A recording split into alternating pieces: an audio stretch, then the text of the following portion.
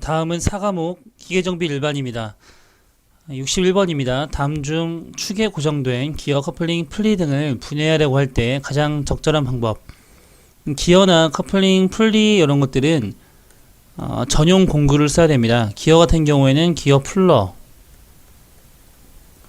베어링 같은 경우는 그 베어링 풀러라는 그 전용 공구를 사용해서 분해를 해야 되는데요.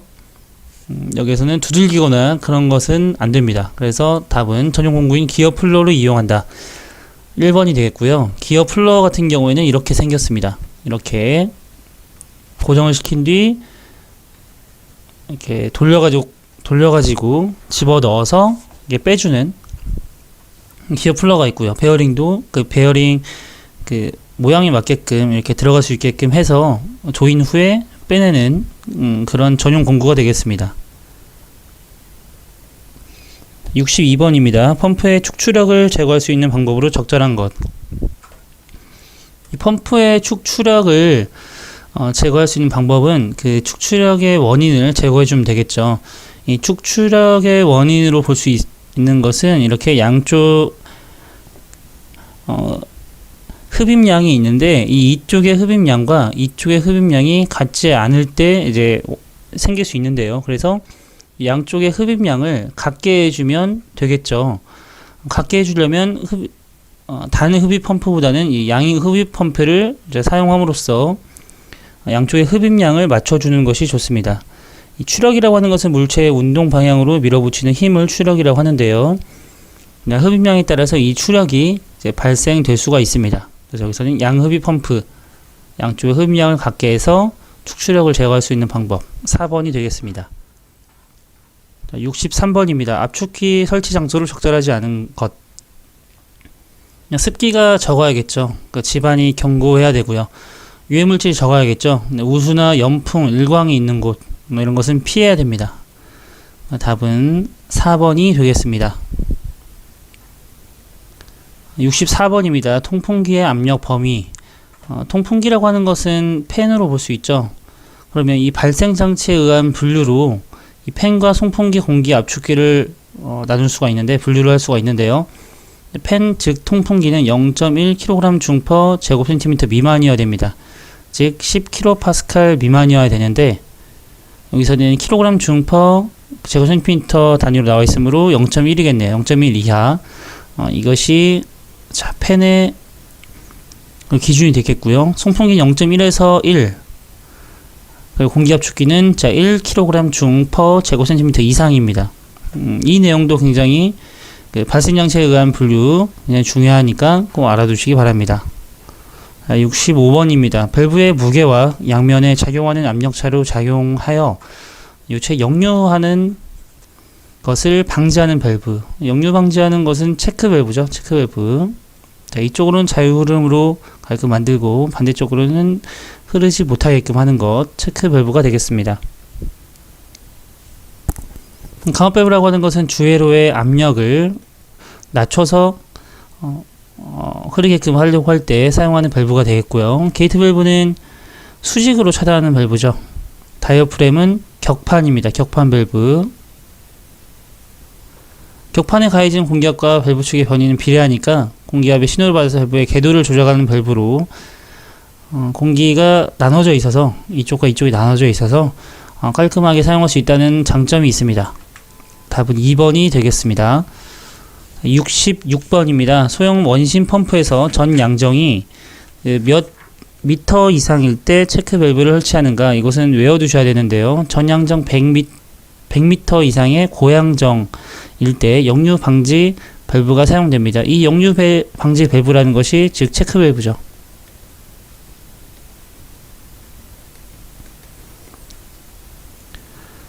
토출호관이 그 짧은 그 저양정 펌프에서는 그러니까 전 양정이 약 10m 이하의 경우에는 이제 플랫 밸브를 설치를 하고요. 소형 원심 펌프의 경우에는 체크 밸브나 이제 풋 밸브를 설치를 합니다. 체크 밸브를 설치하는 것은 중형이나 대형 원심 펌프죠. 그러니까 100m 이하의 이하가 아니라 이상이네요. 이상 100m 이상인 그 펌프에 설치를 합니다. 그래서 답은 우선 100m가 되겠는데요. 여기서는 소형 원심 펌프라고 있습니다. 예, 소형 원심 펌프에서 그 전 양정이 자 100을 기준으로 해서 100일 이상일 때는 체크밸브를 사용한다는 거죠. 답은 4번이 되겠고요. 67번입니다. 너트의 풀림 방지용으로 사용되는 와셔로 적절하지 않은 것. 여기에서는 그 보통 와셔들이 그 너트의 풀림 방지하는 데 사용이 되는데 가장 대표적으로 쓰이는 것이 평와셔와 그 스프링 와셔, 그 다음에 이부치 와셔가 있습니다. 이부치 와셔는 이제 기어에 2가 그 붙어 있는 거라고 생각하시면 되는데요. 이 중에서 사각 와셔 같은 경우에는 평와셔 같은 경우에는 그 너트 풀림 방지로도 사용이 되지만 그 결합부에 구멍이 크거나 그 너트의 자리면이 고르지 못할 때 이렇게 맞춰주는 역할로 쓰이기도 합니다. 평와셔는 이렇게 생긴 것이 이게 평와셔가 되겠고요. 그럼 이렇게 좀 어긋나 있게 하는 것이 스프링 와셔가 되겠습니다. 그래서 스프링 와셔 같은 경우에 그 너트의 풀림 방지가 더 되는 거죠. 그리고 이부치 와셔 같은 경우 치형이 있기 때문에 더 스프링 와셔보다 더 풀림 방지가 더 잘 될 수 있다는 거고요. 그래서 이 평와셔와 사각 와셔는 이제 비슷한 역할을 하는데 그 자리면의 재료가 너무 연해서 볼트 체격 압력에 견딜 수 없어 사용하는 것이 사각 와셔가 되겠습니다. 평와셔는 사각 와셔와 비슷한 역할을 한다고 보시면 되겠습니다. 그러니까 답은 1번이 되겠습니다. 68번입니다. 두 축의 중심선이 일치하지 않거나 토크의 변동으로 충격 하중이 발생하거나 진동이 많은 곳에 주로 사용한 축이음. 축이음은 뭐 커플링과 클러치로 나눌 수가 있는데 내가 임의로 그 연결을 떼겠다. 이건 클러치가 되겠고요. 그 반영구적으로 고정을 시키겠다. 커플링으로 볼 수가 있습니다. 우선 두 축의 중심선이 일치하지 않거나 라고 했으므로 이것은 유연성이 있어야겠죠. 유연성 영어로 하면 플렉시블입니다. 그래서 플렉시블 커플링을 골라주시면 되겠는데요. 답은 4번이 되겠습니다. 차에서 우리가 많이 사용되는 것은 이 유니버셜 커플링이죠. 두 축의 중심선이 어느 각도로 교차되고 어느 각도로든 이렇게 자유롭게 움직일 수 있는 그런 커플링이 유니버셜 커플링이 되겠습니다. 답은 플렉시블 커플링이었고요. 69번입니다. 베어링을 축 방향으로 이동을 방지하기 위해 스냅링을 보스나 축에 장착하는데 이를 조립하거나 분해할 때 쓰이는 공구로 적절한 것. 자, 우선 스톰링 그 플라이어라는 것이 있는데 여기 보시면 축 또는 하우징 등에 설치된 스냅링 이런 것을 꽂아야 됩니다. 이렇게 해서 스냅링을 이 공구에 이렇게 뾰족한 부분 있죠? 이것을 꽂습니다. 꽂아서 확장하거나 아니면 빼내는 그런 역할을 할 때 사용하는 것이 되겠습니다. 그래서 이 스냅링 확장을 축소하려면 이렇게 꽂을 수 있는 부분이 있어야 되는 거죠. 그래서 이 스냅링 플라이어가 답이 되겠습니다. 다른 말로는 스톰링 플라이어죠. 답은 2번이 되겠고요. 롱노즈 플라이어 뭐 이렇게 생겼었죠. 롱노즈 이렇게 노즈가 길다. 이렇게 길어서 직선과 곡선형이 있고 좀 물체를 그 짚거나 할 때 사용이 되는데 좀 좁은 장소에서 사용할 때 사용이 됩니다. 워터노즈 플라이어 같은 경우에는 뭐 이빨이 파이프 렌치처럼 파에서 둥근 것을 올리기 편리한 그런 플라이어 되겠고요. 조합 플라이어는 뭐 이렇게 보시면 되겠죠. 비슷하게 생겼습니다. 이것은 바이어 그립 플라이어라고 하는 것인데 이 조합 플라이어도 이제 비슷하게 생각하시면 되겠습니다. 이렇게 그 치수가 정해져 있지 않고 그 치수를 내가 설정을 해서 할 수 있는 그런 범위가 넓은 그 플라이어라고 생각하시면 되겠습니다. 답은 2번이 되겠고요. 70번입니다. 공기압 축계 흡입 관로에 설치하는 스트레이너의 설치목으로 옳은 것. 이 스트레이너라고 하는 것이 흡입구 쪽에 있는 필터입니다. 이 필터가 하는 역할은 우선 이물질 제거가 가장 주 목적이죠.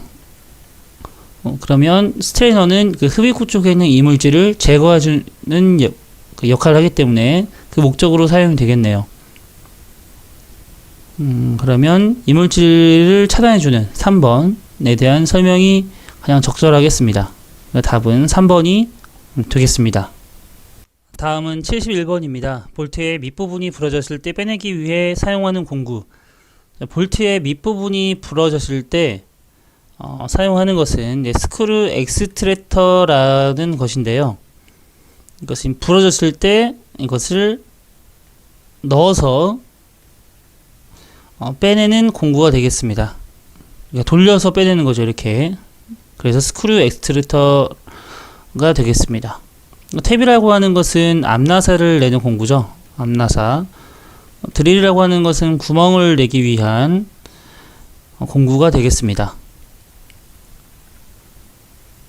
답은 4번이 되겠고요. 72번입니다. 접착제의 구비 조건으로 적절하지 않은 것. 접착제의 그 구비 조건으로는 우선 액체성이 좋겠고요. 접착제가 파괴되지 않는 저분자일 것. 모세에 관한 작용을 할 것 맞고요. 도포 직후 화학 반응에 의해서 고쳐야 되고 일정한 강도를 가질 것. 네, 맞습니다. 그럼 여기 가장 적절하지 않은 것이 접착제가 파괴되지 않는 그 저분자일 것이 가장 적절하지 않겠습니다. 여기 이 꼭 저분자일 필요는 없을 것 같습니다. 답은 2번으로 보시면 되겠고요. 가장 이런 문제를 풀 때는 가장 적절하지 않은 것들을 고르시면 되겠습니다. 그래서 이 72번 같은 문제도 2번이 가장 적절하지 않기 때문에 이제 2번으로 보시면 되겠습니다. 73번입니다. 열 바금으로 끼워 맞춤 가열 온도를 구하는 식으로 옳은 것. 이것은 외워두셔야 되는데요. 이 가열 온도는 열 팽창 계수 있죠? 열 팽창 계수 곱하기 지름을 곱합니다. 그 분해에 그 지름에서 구멍 지름을 뺀 그 죬쇠. 이게 델타 D라고 나와 있죠? 죬쇠. 가 되겠는데요. 그러니까 죬쇠 나누기 열 팽창 계수 그리고 구멍 지름의 곱이 되겠습니다. 3번이 되겠죠. 이것은 외워두시면 되겠습니다. 74번입니다.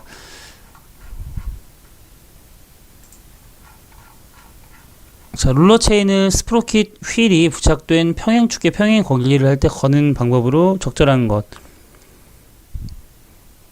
긴장축에 자, 이완 풀리를 사용해야 되고요. 이완축에 긴장 풀리를 사용해서 걸어야 됩니다. 긴장축은 자, 위로 가게끔 해야 되고요. 이완축은 아래로 해서 걸게 해야 합니다. 답은 3번이 되겠죠. 그래서 긴장축은 자, 위로 가게, 이완축은 아래로 가게 이렇게.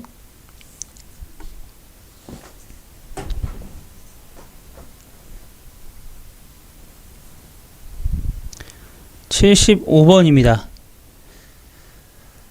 축이나 커플링이 진원에서 얼마나 편차가 되었는가를 확인하는 축 정렬 준비사항은 진원에서 얼마나 편차가 생겼느냐, 이것은 흔들림 공차로 알 수가 있습니다. 이 흔들림 공차에는 자, 원통 흔들림 공차와 온 흔들림 공차가 있습니다. 흔들림 공차의 특정, 답은 2번이 되겠습니다. 76번입니다. 프로펠러의 양력으로 액체의 흐름을 임펠러에 대해 축방향으로 횡하게 흡입 토출하는 것으로 대구경, 대용량이며 비교적 낮은 양정이 필요한 곳에 사용되는 펌프.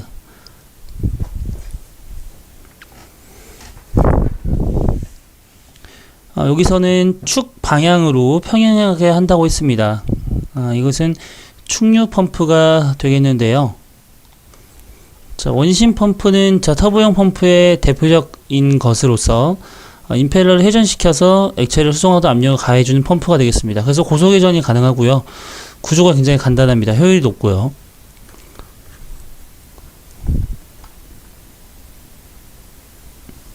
답은 4번이 되겠습니다. 축방향으로 평행하게 흡입 투출한다고 했으므로 충류 펌프가 되겠고요.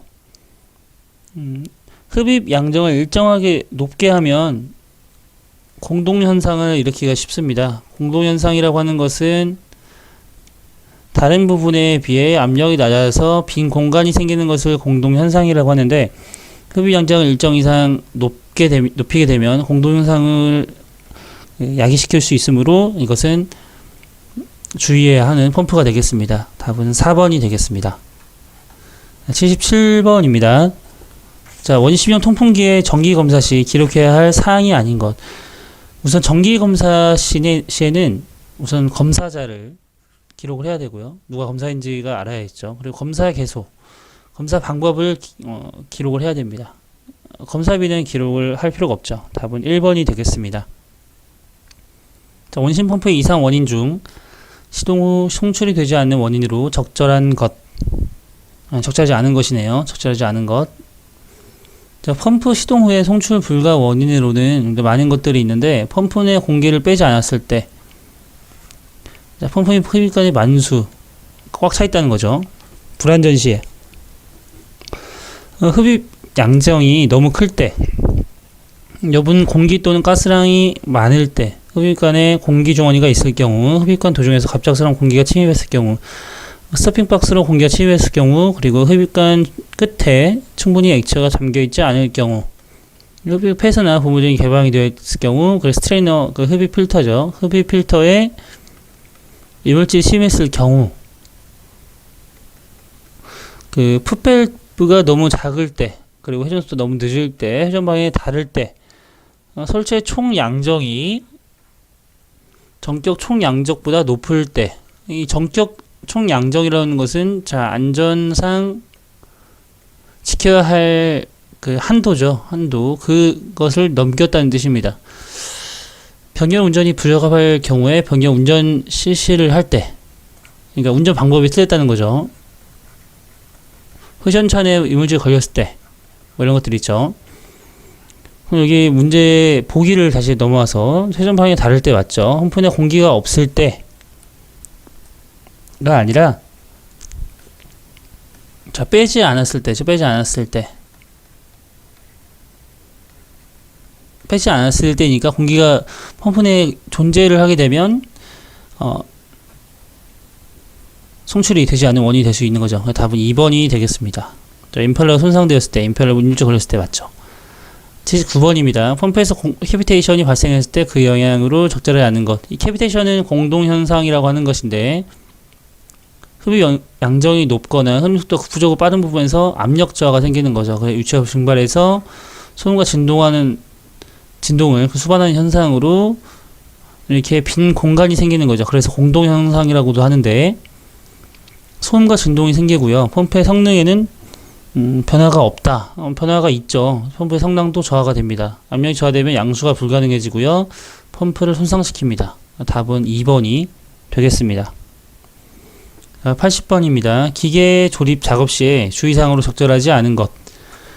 볼트와 너트는 균일하게 체결할 것. 맞고요. 무리한 힘을 가해서 조립하지 말아야 됩니다. 정밀기에는 장갑을 착용하고 작업할 것이라고 나와 있는데요. 이 회전 작업이 있는 경우도 있겠습니다. 회전 작업은 장갑을 착용하고 작업하게 되면 말려 들어갈 수 있으므로 장갑을 착용하지 말아야 되죠. 접하면에 이물질이 들어가지 않도록 할 것 맞습니다. 답은 3번이 되겠습니다. 이렇게 해서 2020년 기계정비 산업기사 제3회 기출문제를 모두 풀어봤습니다. 네, 수고하셨습니다.